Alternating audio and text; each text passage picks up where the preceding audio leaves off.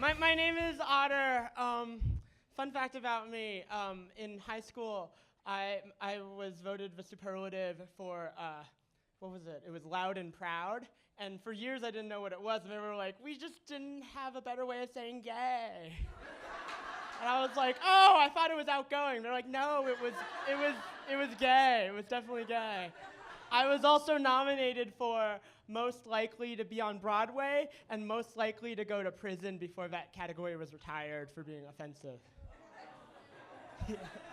Fun fact about me, I'm an improv comedian. I did that before I did stand-up, and I actually coach improv, which is basically just sitting in a room with a bunch of white people, telling them to be themselves, but not in like a racist way.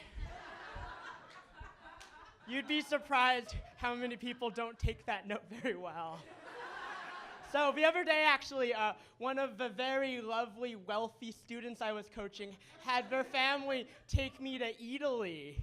And the theme of this show, I'm told, is what do I owe myself? And the whole time, they kept ordering me pasta and gelato and sorpressata, whatever the fuck that is, like, and I was eating it and I was enjoying it, and I kept being like, you guys, like, can I put in some money? Can I cover it? And they're like, Otter, just pretend you're white.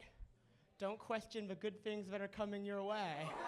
So that is my advice for everybody in the audience tonight. Whenever you're feeling down, whenever you're feeling that good things aren't coming your way, just pretend you're white, but not in a racist way. So, like, speaking of white people, I go to a lot of parties, and whenever like a straight white guy finds out that I'm gay, he just like tells me his entire gay history. Like, he just comes up to me and he confesses it to me.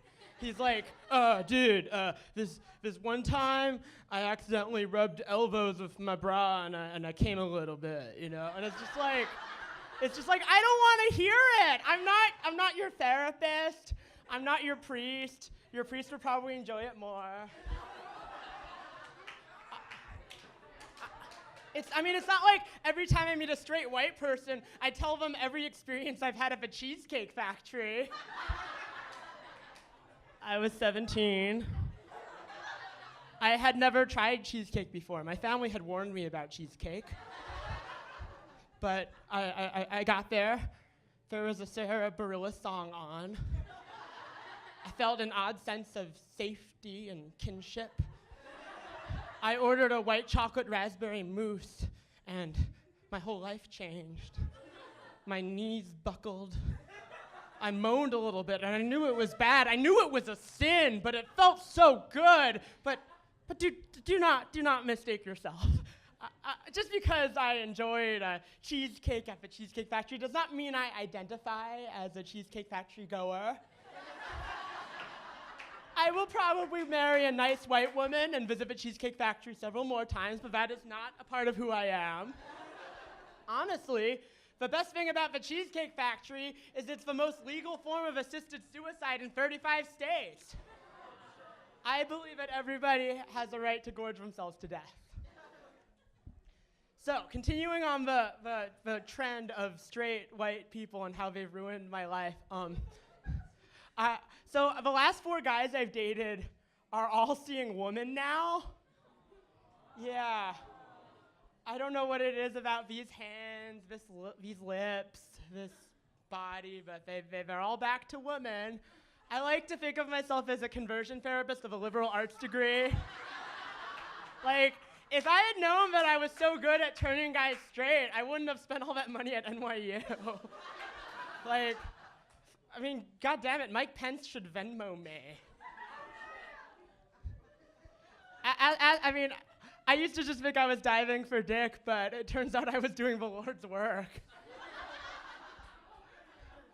Ask me how the homosexual agenda's going. Not great, look at my shoes. Ugh.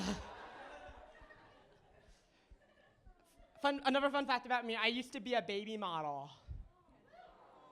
As you can tell from my clothes, I haven't moved on. I was on the cover of Colors, Colors Everywhere, and several pages of Shapes and Things. And I got a callback for a Baby Gap commercial, which is one more callback than I've gotten in my adult life for a commercial. I don't know what it is about Asian babies. Like, everybody loves them, everyone wants one, they're like Pokemon, but once they grow up, no one wants to touch them. It's really hard, like, being an Asian man in the gay community. Like, sometimes I feel like a plate of Swiss chard at a meat and cheese tasting platter. I'm really good for a lot of people, but it doesn't mean they're gonna put me in their body. And then you get the people who, like, really like Swiss chard. You're like, chard. And it's like, you're a chard freak. You're gonna fetishize me. You're ruining me for everyone else. So, does everybody here have celebrity crushes? We all idolize the rich and beautiful and wealthy and privileged, right? So as a gay teen growing up, I was very wary of saying who my celebrity crush was. Because I was a theater kid, you know, like, there were so many people who would just be like, oh yeah, I love Patti LuPone. She has great thighs and a better belt, like, and it's like, you're not fooling anyone. So, like, I was very careful about who I said my celebrity crush was. I would always just say, Kristen Bell. And people will be like, did you say Kristen Bell or Christian Bale? And depending on what kind of mood I was getting, I would adjust my answer accordingly. Like, yeah, Kristen Bell. She's a mystery-solving blonde. Season 2 of Heroes was good writer's strike era television. She makes her lazy eye work for her. Yes. And then, of course, the Christian Bale, it's like, men who destroy their bodies for their art and scream at people for it. Yeah, no, I was a fucked up middle schooler. I have my father's sexual addiction and my mom's taste in men. Yeah. So I'm gonna leave you with one more thing. It's a story. I was walking home from Hell's Kitchen because baby boy's got calories to burn, and I was wearing a very sparkly jacket because it was at a show, and this like finance bro comes up to me and he's like, "Oh, you must be super gay," and I was just like, "Oh." Like, at first I felt a little ashamed because that's, like, how we're conditioned, you know? But then I thought about it, and I was just like, wait a second. He is a homophobe, and the thing about homophobes is they are terrified of us. So I turned around, and I was like, well, I think you're super interested in me. And he was like, what? And I was like, yeah, you stopped me. You broke the social contract of New York City to talk about my outfit and call me out. You must want to fuck me real bad. And he was like, no, I'm not gay. No, not gay. And I was just like, that's what I told myself for years. And he's like screaming, I'm not gay. And it's just like, and like, I know we're living in a post-Trump America, so like, as minorities, we have to like, learn to have empathy for the people who want to destroy us or something to help prove that we're worthy, you know. It's like something you hear in yoga class, right? But I thought about what, if he were in my shoes for a day, he would crumble, he would break, he wouldn't be able to deal with it. But if I were in his shoes for a day, I'd probably be ruling Europe. I'm Otter Lee, thank you.